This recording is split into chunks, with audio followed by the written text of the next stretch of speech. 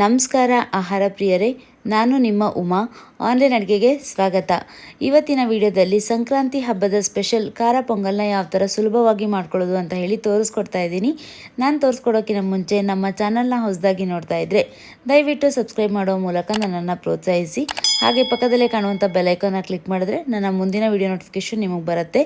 ಈ ಒಂದು ರೆಸಿಪಿ ನಿಮಗೆ ಇಷ್ಟ ಆದರೆ ದಯವಿಟ್ಟು ಲೈಕ್ ಮಾಡಿ. ಸೊ ಹಾಗಿದ್ರೆ ಬನ್ನಿ ಈ ಒಂದು ರೆಸಿಪಿನ ಶುರು ಮಾಡೋಣ.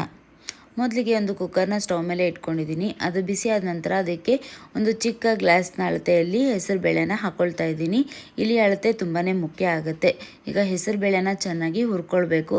2-3 ನಿಮಿಷವರೆಗೂ ಹುರ್ಕೊಳ್ಬೇಕು. ಒಂದು ಅರೋಮ ಬರುತ್ತೆ, ಆವಾಗ ನಾವು ಇಳಿಸ್ಕೊಳ್ಬೇಕಾಗತ್ತೆ, ಮತ್ತು ಒತ್ತಿಸ್ಬಾರ್ದು. ಸೊ ನೋಡಿ, ಇವಾಗ ಇದು ಚೆನ್ನಾಗಿ ಹುರ್ಕೊಂಡಿದ್ದೀನಿ. ಇದನ್ನು ತಗೊಳ್ತೀನಿ. ಕೇವಲ 2-3 ನಿಮಿಷ ಅಷ್ಟೇ ಸಾಕು. ಹುರ್ಕೊಂಡಿದ್ದ ನಂತರ ನಾನು ಒಂದು ಪಾತ್ರೆಯಲ್ಲಿ ಯಾವ ಗ್ಲಾಸಿನ ಅಳತೆಯಲ್ಲಿ ಹೆಸರು ಬೇಳೆನ ತೊಗೊಂಡಿದ್ದೆ ನೋಡಿ, ಅದೇ ಗ್ಲಾಸಿನ ಅಳತೆಯಲ್ಲಿ 1 ಗ್ಲಾಸಷ್ಟು ಅಕ್ಕಿನ ಹಾಕ್ಕೊಳ್ತಾ ಇದ್ದೀನಿ. ಇಲ್ಲಿ ಅಕ್ಕಿ ಮತ್ತು ಹೆಸರು ಬೇಳೆನ ಸಮ ಪ್ರಮಾಣದಲ್ಲಿ ಹಾಕ್ಕೊಳ್ಬೇಕು, ಅಂದ್ರೇ ಪೊಂಗಲ್ ತುಂಬ ಚೆನ್ನಾಗಾಗುತ್ತೆ. ಈಗ ಹುರ್ಕೊಂಡಿರುವಂಥ ಹೆಸರು ಬೇಳೆ ಕೂಡ ಇದಕ್ಕೆ ಸೇರಿಸ್ಕೊಳ್ತಾ ಇದ್ದೀನಿ. ಇದನ್ನೆಲ್ಲ ಹಾಕ್ಕೊಂಡ್ಬಿಟ್ಟು ಇದನ್ನು 2-3 ಸತಿ ನಾವು ಚೆನ್ನಾಗಿ ತೊಳ್ಕೊಳ್ಬೇಕಾಗತ್ತೆ. ನಾನಿಲ್ಲಿ ಉಪಯೋಗಿಸಿರೋದು ಸೋನಾ ಮಸೂರಿ ರೈಸ್ನ ಯೂಸ್ ಮಾಡ್ಕೊಂಡಿದ್ದೀನಿ. ನೀವು ಬೇಕು ಅಂತಂದರೆ ರೇಷನ್ ರೈಸ್ ಆದರೂ ಹಾಕ್ಕೊಳ್ಬೋದು, ಅಥವಾ ಸ್ಟೀಮ್ ರೈಸ್ ಆದ್ರೂ ಉಪಯೋಗಿಸ್ಕೊಳ್ಬೋದು. ಅಕ್ಕಿ ಬೇಳೆಯನ್ನು ಚೆನ್ನಾಗಿ 3 ಸತಿ ತೊಳ್ಕೊಂಡ್ಮೇಲೆ ನಾನು ಇದನ್ನು ಕುಕ್ಕರ್ಗೆ ಹಾಕ್ಕೊಳ್ತಾ ಇದ್ದೀನಿ. ನಾನಿಲ್ಲಿ ಯಾವ ಗ್ಲಾಸಿನ ಅಳತೆಯಲ್ಲಿ ಹೆಸರು ಬೇಳೆ ಮತ್ತು ಅಕ್ಕಿನ ತೊಗೊಂಡಿದ್ದೆ ನೋಡಿ, ಅದೇ ಗ್ಲಾಸಿನ ಅಳತೆಯಲ್ಲಿ 6 ಗ್ಲಾಸ್ನಷ್ಟು ನೀರನ್ನು ಹಾಕ್ಕೊಳ್ತಾ ಇದ್ದೀನಿ. ಅಂದರೆ ಚೆನ್ನಾಗಿ ಮಿದುವಾಗಿ ಬೇಯುತ್ತೆ. ಪೊಂಗಲ್ನ ಮಾಡ್ಕೊಂಡು ತಿನ್ನೋದ್ರಿಂದ ನಮ್ಮ ಆರೋಗ್ಯಕ್ಕೆ ಕೂಡ ಹಿತಕರ, ಹಾಗೆ ಮಕ್ಳಿಗೆ ಕೂಡ ತುಂಬಾ ಇಷ್ಟ ಆಗುತ್ತೆ. ನೀರೆಲ್ಲ ಹಾಕಿದ ಮೇಲೆ ಒಂದು 1/4 ಚಮಚದಷ್ಟು ಅರಿಶಿನ ಪುಡಿನ ಹಾಕ್ಕೊಳ್ತಾ ಇದ್ದೀನಿ. ಅರಿಶಿನ ಪುಡಿ ಹಾಕೋದ್ರಿಂದ ಬೇಳೆ ಅಕ್ಕಿ ಚೆನ್ನಾಗಿ ಬೇಯುತ್ತೆ. ಇದನ್ನೆಲ್ಲ ಹಾಕಿ ಚೆನ್ನಾಗಿ ಒಂದು ಚಮಚದಿಂದ ಮಿಕ್ಸ್ ಮಾಡ್ತಾ ಇದ್ದೀನಿ. ಮಿಕ್ಸ್ ಮಾಡಿದ ಮೇಲೆ ಕುಕ್ಕರ್ ಲಿಡ್ನ ಕ್ಲೋಸ್ ಮಾಡ್ಕೊಳ್ಳೋಣ. ಲಿಡ್ನ ಕ್ಲೋಸ್ ಮಾಡಿಕೊಂಡು ವಿಷಿಲ್ ಹಾಕಿ 3 ವಿಷಿಲ್ನ ಹೊಡೆಸ್ಕೊಳ್ಬೇಕಾಗತ್ತೆ. 3 ವಿಷಿಲ್ ಆಗಿದೆ. ನಾನು ಇವಾಗ ತೆಗೆದು ನೋಡ್ತಾ ಇದ್ದೀನಿ. ಕುಕ್ಕರ್ಲಿರುವಂಥ ಪ್ರೆಷರ್ನೆಲ್ಲ ತೆಗೆದುಬಿಟ್ಟು ಈಗ ಲಿಡ್ನ ಓಪನ್ ಮಾಡಿಕೊಂಡು ನೋಡ್ಕೊಳ್ಳೋಣ. ನೋಡಿ ಎಷ್ಟು ಚೆನ್ನಾಗಿ ಬೇಳೆ ಮತ್ತು ಅಕ್ಕಿ ಎಲ್ಲ ಎಷ್ಟು ಚೆನ್ನಾಗಿ ಬೆಂದಿದೆ ಅಂತ ಹೇಳಿ, ತುಂಬ ಮೆತ್ತಗೆ ಬೆಂದಿದೆ. ಇದಕ್ಕೆ ನಾನು ಇವಾಗ ನೀರು ಎಷ್ಟು ಬೇಕಾಗುತ್ತೋ ಅಷ್ಟು ನೋಡಿ, ನೀರು ನೋಡಿ ಹಾಕ್ಕೊಂಡು ಮಿಕ್ಸ್ ಮಾಡ್ಕೊಳ್ತಾ ಇದ್ದೀನಿ. ಇದು ಎಷ್ಟೇ ನೀರು ಹಾಕಿದ್ರೂ ಸ್ವಲ್ಪ ತಾದ್ಮೇಲೆ ಗಟ್ಟಿ ಆಗಿಬಿಡುತ್ತೆ. ಸೊ ನೋಡಿಬಿಟ್ಟು ಕನ್ಸಿಸ್ಟೆನ್ಸಿ ಅಡ್ಜಸ್ಟ್ ಮಾಡಿಕೊಂಡು ನೀರನ್ನು ಹಾಕ್ಕೊಳ್ಳಿ. ಸೊ ಈಗ ನೋಡಿ, ನಾನು ನೀರನ್ನು ಹಾಕ್ಕೊಂಡು ಕನ್ಸಿಸ್ಟೆನ್ಸಿನ ಅಡ್ಜಸ್ಟ್ ಮಾಡ್ಕೊಂಡಿದ್ದೀನಿ. ಇವಾಗ ಇದನ್ನು ತಗೊಂಡ್ಬಿಟ್ಟು ಇದಕ್ಕೆ ಒಗ್ಗರಣೆನ ಹಾಕ್ಕೊಳ್ಳೋಣ. ಒಗ್ಗರಣೆನ ಮಾಡೋದಕ್ಕೆ ಒಂದು ಬಾಣಲೆನ ಸ್ಟವ್ ಮೇಲೆ ಇಟ್ಕೊಂಡಿದ್ದೀನಿ. ಅದು ಬಿಸಿ ಆದ ನಂತರ ಅದಕ್ಕೆ 2 ಚಮಚದಷ್ಟು ತುಪ್ಪ ಹಾಕ್ಕೊಳ್ತಾ ಇದ್ದೀನಿ. ಆಮೇಲೆ 2 ಚಮಚದಷ್ಟು ಎಣ್ಣೆನ ಕೂಡ ಹಾಕ್ಕೊಳ್ತಾ ಇದ್ದೀನಿ. ಪೊಂಗಲ್ಗೆ ತುಪ್ಪ ಹಾಕಿ ಮಾಡೋದ್ರಿಂದ ಒಂದು ಒಳ್ಳೆ ಘಮ ಬರುತ್ತೆ.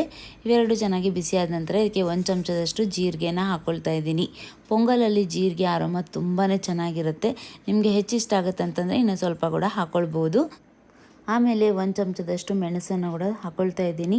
ಮೆಣಸನ್ನು ಹಾಕ್ಕೊಂಡು ಚೆನ್ನಾಗಿ ಫ್ರೈ ಮಾಡ್ಕೊಳ್ಳೋಣ. ಇದಾದ ನಂತರ ಇದಕ್ಕೆ 7-8 ಗೋಡಂಬಿ ಪೀಸ್ಗಳನ್ನ ಹಾಕ್ಕೊಳ್ತಾ ಇದ್ದೀನಿ. ಗೋಡಂಬಿ ಆಪ್ಷನಲ್ಲು, ಇಷ್ಟ ಇದ್ದರೆ ಹಾಕ್ಕೊಳ್ಬೋದು, ಇಲ್ಲ ಅಂತಂದರೆ ಇಲ್ಲ.